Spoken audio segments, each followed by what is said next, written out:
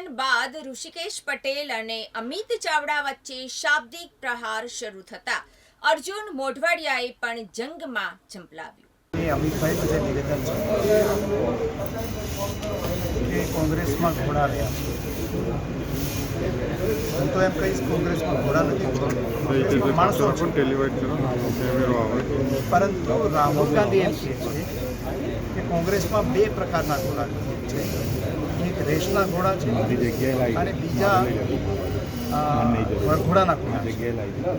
અને આ વાત છેલ્લા 12 વર્ષથી હું ત્યાં હતો ત્યારથી સાંભળતો આવ્યો છું, ત્યાંથી નીકળો પછી પણ એ જ વાત સંભળાય છે। અને એ ઘોડાની અદલ બદલ।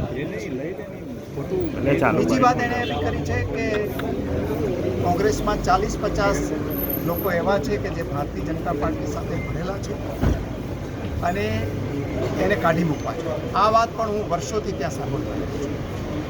તો ભારતીય જનતા પાર્ટી ઉપર આક્ષેપો કરવાને બદલે અમિતભાઈએ નારાજગી રાહુલ ગાંધી પર વ્યક્ત કરવી જોઈએ કે જેણે કોંગ્રેસના કાર્યકરોને વરઘોડાના ઘોડા કર્યા છે, ભારતીય જનતા પાર્ટી સાથે ભળેલા છે એમ કહ્યું છે। અને અમિતભાઈ પોતે કહેતા હશે કે અહીંયા હવે ઘોડા જ રહ્યા છે, પરંતુ રાહુલ ગાંધી અને ગુજરાતની જનતા એમને ગણતી નથી એ પ્રકારની।